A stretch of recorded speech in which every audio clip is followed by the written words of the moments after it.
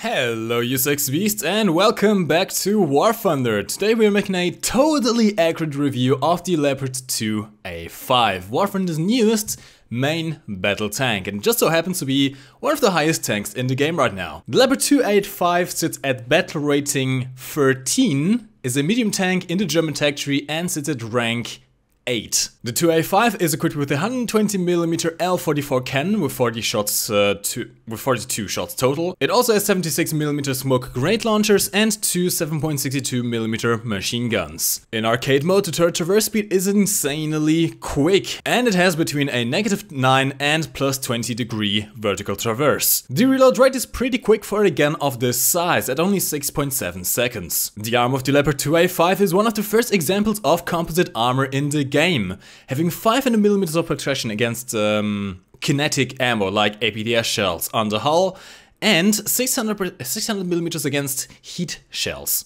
The turret has even more protection with 700mm against kinetic ammo and 1100mm against non-kinetic ammo.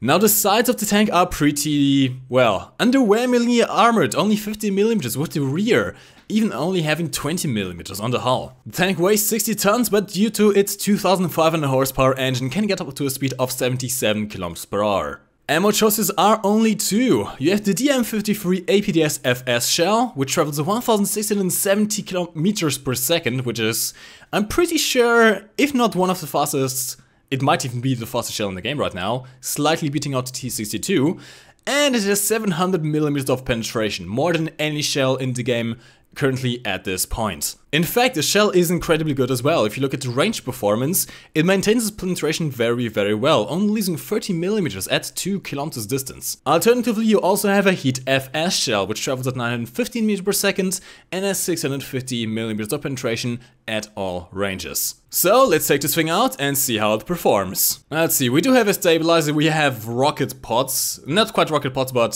smoke launchers, which I'm not quite sure how you actually fire them. I should probably set up the controls and check this out. We are, by the way, on a totally new map here. This is Middle East, as this is called. It is based in the likes of Iraq and Syria, and will, well, be the battleground of these new battles with these new tanks, and completely new rank. These tanks will not face World War II vehicles. As you saw, the best we got was against the Leopard as a backup vehicle, to defend ourselves against attack helicopters, which are also in the game. Yes, guys, we now have attack helicopters in the game. Isn't this absolutely amazing? Now let's see if we can kill something without dying ourselves, which would be rather nice. I also want to try and avoid getting shot at by attack helicopters, which probably have lock-on missiles, which are not exactly ideal.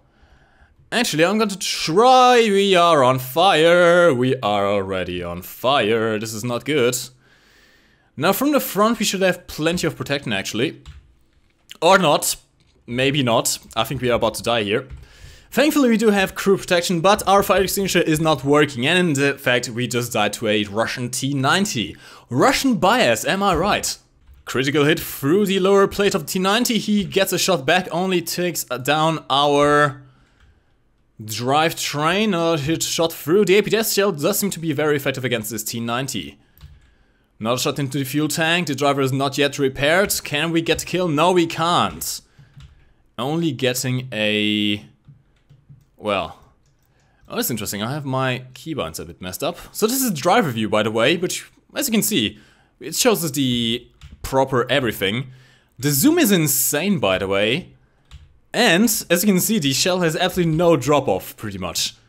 The shell travels so incredibly quickly and loses so little penetration over range. It's almost as if it wasn't even there. Oh, we got a shot into the side of our engine, only 50mm. So remember, this is not exactly the most armored of tanks. Got his cannon breach. Didn't do much more, though. Thankfully, we are in arcade mode, as such we can simply turn the tank around a little bit. With these MBTs, you do have to keep in mind that you simply can't afford showing the side of your armor. You don't have enough armor, simply put. The APDS shell is doing quick work off the lower plate of this Leopard, as he seems to burn down. Actually, his teammate right behind him has burned down. Now, have we repaired? Yes, we have. We are losing this game, however. Not very good. Not a shot through, we got our kill. Driver and gunner are down. Interestingly, the gunner of the Leopard seems to be on the left side of the tank. Not shot into the turret of the Leopard 2A5 from the side. Nothing interesting. Can we get a ammo rack in the back? There is no ammo rack in the back. Actually, there is an ammo rack in the back, but we missed it completely. And the mission has ended. Oh no! As we kill the last Leopard 2A5. Well, the last game was a little bit too quickly, but we are now going to try this thing out in realistic mode. I do have to say, I really like the camo of this tank. It is very low profile as well. The turret is very elongated, given. But as you can see, I think the system is actually an autoloader, which explains why you have so little crew. Having only 4 crew in a tank that is actually substantially large is impressive, in fact. You do have some exposed ammo racks in the lower driver compartment and the well, the turret, but nothing too aggravating. Now, even though we are in realistic mode, it seems like we can actually spot the enemy tanks. This could be remnants of the custom game mode that is enabled for this. Since this is not in the official games just yet, this is essentially just a custom battle in the events tab. We don't really have much of a choice when it comes to that regard.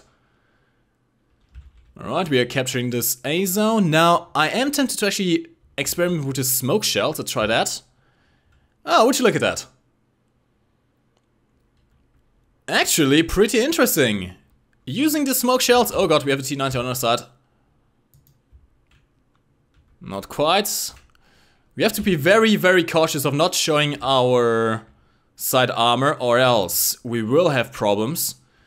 APDS shield does not seem to be going through these trucks, unless I am completely missing, of course. Stabilizer is still on. We still have some rockets left, by the way. I think I'm going to enable another smoke screen. And let's see if we can evade this a little bit. Let's see if we can actually try and flank this. Now, whoa, this is exactly what I was afraid of. We cannot afford to show our side, even in the slightest. Show our side and we are pretty much, well, in big trouble. Yeah, we're not going to get out of here. The APDS shell is way too strong. We cannot get shots into this guy. The only thing we can do is actually destroy the tracks, but this is not going to help us out. Try to extinguish the fire. Can we survive just long enough to repair? That is the question right now. He is backing off. Does he still have shots at us? It does not. We have a T90 on the left side. Got the commander, got the everything pretty much. Can we move? No, we cannot. Autoloader is still active. T90, shot through the bottom and we kill it, take him down. Nice. Now I think on the other side that was a Leopard. Both teams are, well, both nations are essentially playing for both sides here. Okay, we don't have any fire extinguishers left. This is problematic. The guy should still be right in front of us. By the way, the smoke screen does not seem to be reloading at all, even though we are in the capture zone. This is rather worrying, given that we have expanded both of them. I do have to say, this looks amazing. This map looks absolutely insane, incredible. Oh no! How did he go through it like that? Okay, he's getting shot at from all sides. Can we get our gun back up? I don't think we can, actually. Now we can force him to turn away here. And he is down. Okay, let's try and see if we can repair this Leopard 2A5 on our left side as well. Repair now is going to take a little bit longer, and there's an attack helicopter coming in. We are trying to repair. You can actually hear the gas turbine engine inside of the tank. This is actually kind of amazing. Now my question is, can we actually destroy one of these attack helicopters from here? I'm going to try. As soon as we have our cannon breach back up, we're going to try to take some pop shots at these attack helicopters over here. Oh no! The T90 took us down. Going through the side of the tank is definitely the way to go. These tanks do not have any kind of side armor that can resist even the slightest angle of these guns. I mean, these are incredibly powerful guns, you have to keep that in mind. 700mm of penetration on your APDS shell. Just think about that for a second, that's insane. Now I'm actually tempted to see if I can shoot one of these attack helicopters down. Oh, yes we did! Yes we did! Guys, we just took down an attack helicopter. 700mm penetration right through an attack helicopter. Oh, this is kind of amazing. Honestly, okay, let's be serious for a second here, right? I know, this is an April Fool's event, but it's kind of an oh god. Got the missiles, got the missiles, got the missiles, no warning whatsoever. Okay, let's get smokescreen out. Let's get the smokescreen out. I'm surprised how close that guy got to us. Man, these guided missiles are nasty. I wonder if we can shoot one of these attack helicopters down with our MGs. I really doubt that. Probably not nearly enough penetration really to go for the armor of those things. Oh my god! That guy did a flip! That guy did an actual flip! Man, this is attack of the attack helicopter right now. Here's the thing, yes, it's an April Fool's event, but keep in mind, this is going to go on for quite a while. It's not just April Fool's by itself. There's a couple of days of worth of testing, because that's the thing. Last year, guys did this as well. They did the boats as a testing of the game mechanics, right?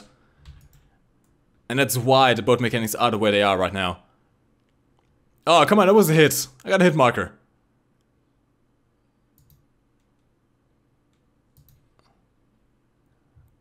Come on. Oh, he's doing a flip. He's doing a flip. He's doing a flip. There we go.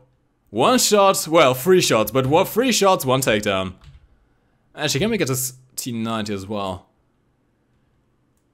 The only thing I wish we had was proper indication of range. That's the only thing I'm missing right now. Oh no, we failed the mission. Wait, he has rockets? Why does he get rockets and we don't? Okay lads, I think I'm going to cut this video off here. You kind of get an idea of what the Leopard can do. I'm going to see if I can do dedicated videos on the helicopters and the T90 as well.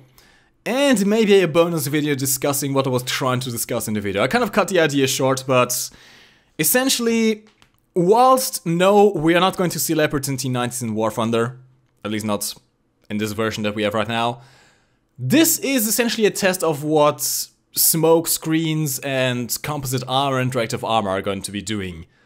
So we might actually see at least smoke screens and reactive armor sometime.